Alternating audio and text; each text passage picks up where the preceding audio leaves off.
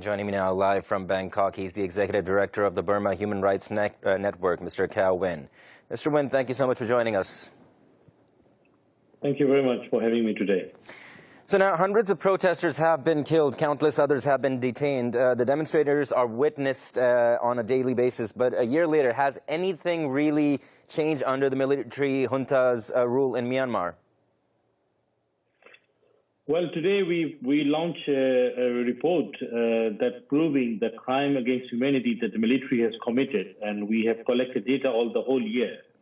And this is what the military has committed: the crime against humanity and the crimes that, after the genocide in Rohingya, in Rakhine State, and now they are still committing all this.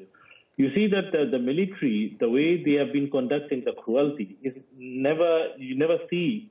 We never see, and we never saw. I mean, we cannot expect the way they have been behaving with with the civilians, and the way they have been killings and brutality, to the extent that if they cannot arrest the suspect, they even arrest a small child or elderly people from the family, and they are jailing those people, and also they are.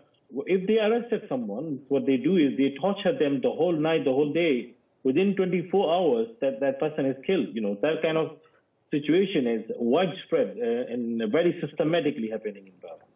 So now the United Kingdom, United States and Canada have all imposed fresh sanctions on Myanmar's top officials. But are these sanctions even working? The military has cemented its place in Myanmar's politics, and it now seems that it's here to stay, disregarding international pleas to return to democracy. So what's your view on this? You see that it is undeniable truth that the military in Burma are scared of the sanctions. They are really afraid of the sanctions, and that is why they spend millions to asking the lobbyists and lobbying firms in the West and in many places to promote that if in Western countries impose sanctions, China will increase its influence. But China is already there. That's the just scaremongering. China is already there. China is already influential in Burma. But when this kind of sanction happens, Burma for China, Burma is a very small interest. It's not that big. But the point is, you see that what's happening in Burma, the crimes and the human rights violations. Any civilized country, any civilized community will never accept that.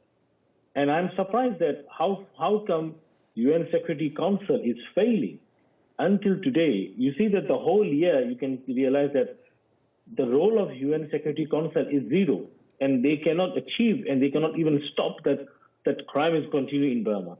So we are people in Burma saying that UN is just good for making a statement and doing nothing. We are the people who are supposed to be. We need protection from this cruel military, that ruthless regime. But where is international community here? Absolutely. So now, one thing I want to know is, just yesterday, the military junta officially charged Aung San Suu Kyi with influencing the election officials during the 2020 election. So what updates do we have on that, and what are the latest developments revolving around the former Myanmar leader's case? One thing is very important to understand, that this uprising is not because of anyone, or not struggling for anyone.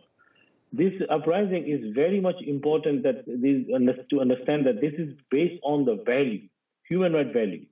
And we don't want the military regime to, control the country forever, because you see people in Burma clearly show that. But for Aung San Suu Kyi, of course, she has strong public support. She has still a lot of people like her and support her. And releasing her will be very threatening for the military. So they want to make sure she spends her life behind the bars. That's what they are doing now. All right, Kyaw Win, thank you so much for taking out the time to speak to us. Pleasure talking to you. You're most welcome. Thank you. Thank you.